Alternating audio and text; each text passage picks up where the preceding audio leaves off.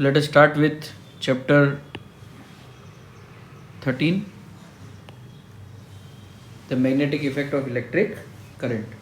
And chapter starts with the most important discovery of the century, Oersted's experiment.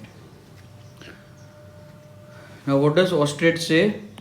What was his observation?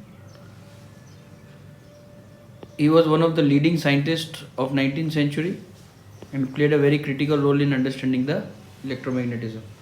In 1820, he accidentally discovered that compass needle got deflected when electric current passed through a metallic wire placed nearby. Let us understand it with a simple diagram. You can see here a compass needle is placed on table A, B, C, D from where a conductor is passing.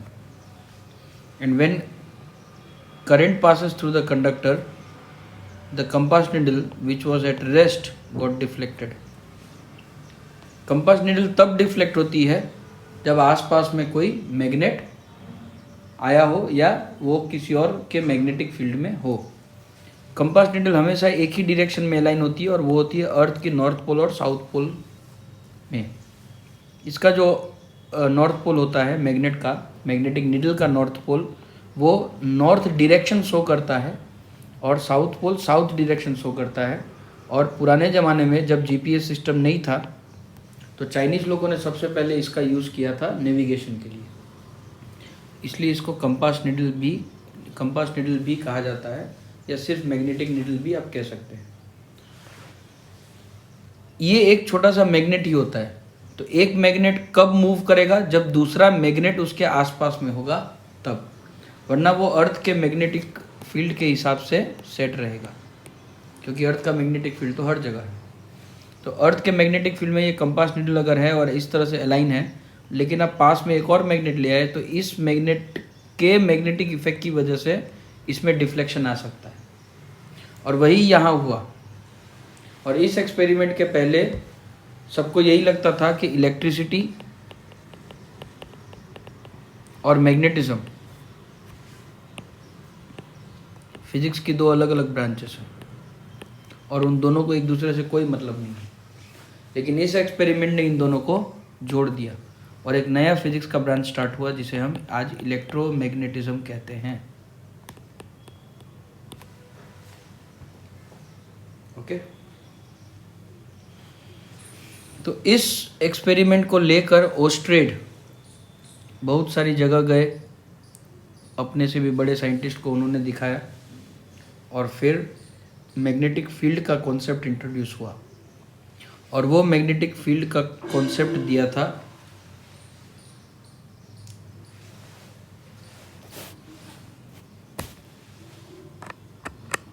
Michael Faraday ने.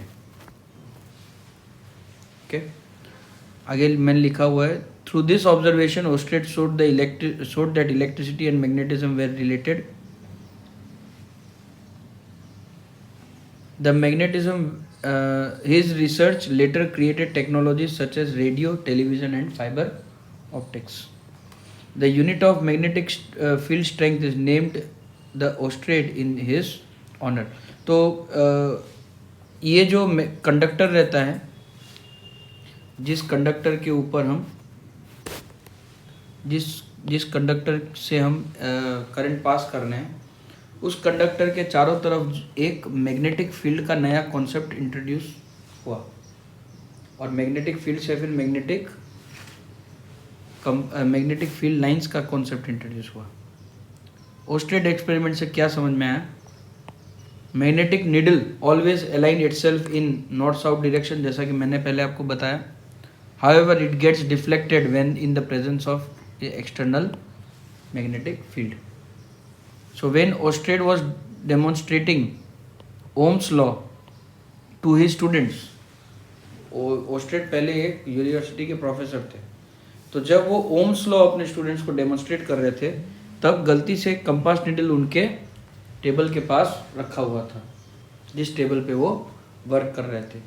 इसलिए और जैसे ही उन्होंने switch on किया और current flow हुआ, जो compass needle था उसमें डिफ्लेक्शन आया.